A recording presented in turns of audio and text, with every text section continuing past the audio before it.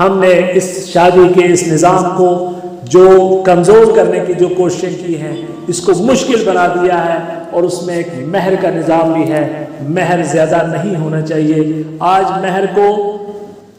مجلسوں میں جو بیٹھتے ہیں، ایک جھوٹ سماجی طور پر بولتا ہے،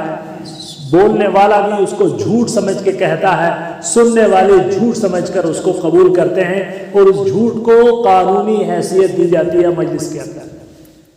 ہمیں پتہ ہے کہ جو بچہ ہمارے پاس رشتہ لے کر آیا ہے اس کی مالی حیثیت کیا ہے،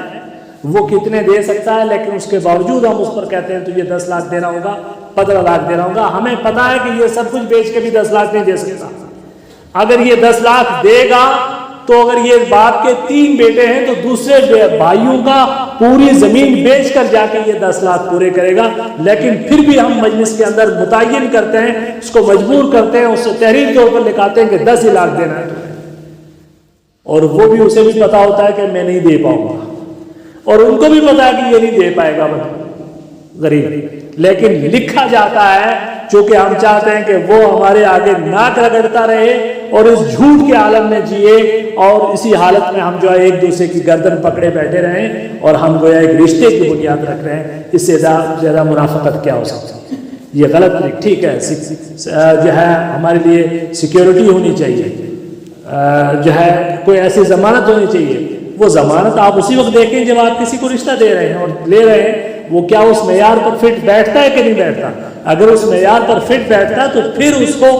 اس مہروں کے ذریعے جو ہے اس کو نیچا دکھانے کی کوشش، یہ انتہائی بچپنا ہے، چونکہ جس نے جانا ہوتا ہے وہ اپنا سب کچھ دے کر بھی چلا جاتا ہے۔ جان چھڑانی ہوتی ہے، وہ سب کچھ جان دے کر بھی جو ہے جان چھڑاتا ہے۔ اس کی مثالیں بھی اندر اس وقت پوری دنیا کے اندر موجود ہیں۔ یہ ایک بچپنے کی بات ہے اور اس کی کوئی حقیقت نہیں ہے۔ اللہ حضرت عمر ابن خطاب رضی اللہ عنہ نے فرمایا تھا کہ لا تغلو فی صداق النساء، عورتوں کے مہروں کے سلسلے میں جو ہے مبالغہ نہ کرو، اس میں غلو نہ کرو۔ فإنها لو كانت مكرمة في الدنيا، اگر یہ دنیا کے اندر عزت والی بات ہوتی تو محمد رسول اللہ صلی اللہ علیہ وسلم کی بیٹیوں کا مہر سب سے زیادہ ہوتا۔ ان کی بیٹیوں سے زیادہ عزت والی بیٹیاں کسی کی نہیں ہو سکتی، ہمارا ایمان ہے، اور ان کا مہر زیادہ نہیں تھا۔ تو پھر ہماری بیٹیاں اتنی معزز ہیں کہ ہم صرف اپنے ناک رکھنے کے لیے کہیں کہ ہماری بیٹی کا جو ہے مہر اتنا بڑا تھا اور فلانی کا اتنا کم تھا، تو یہ چیز بھی ایک ایسی چیز ہے کہ جو ہم اپنے سماج کے اندر رشتے اور ناطے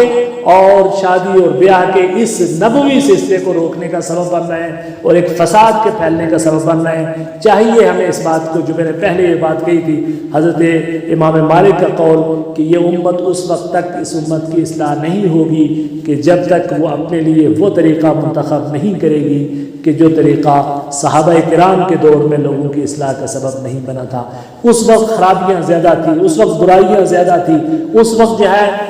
بے راہ روی زیادہ تھی، لیکن یہ قرآن اور محمد رسول اللہ صلی اللہ علیہ وسلم کا فرمان ایسا تھا کہ جس کے اوپر بلا کم و کاست مکمل عمل کیا گیا۔ وہ ایک ایسی قوم بنی کہ جس نے 1000 سال تک دنیا کی قیادت کی، اور آج اگر ہم برائیوں کو اختیار کر رہے ہیں دنیا کے معیاروں کو مد نظر رکھتے ہوئے یا دنیا کی دیکھا دیکھی، تو جو خرابی ہوگی اس خرابی کے اثرات بھی 1000 سال تک چلیں گے اور ہماری اصلاح نہیں ہو پائے گی۔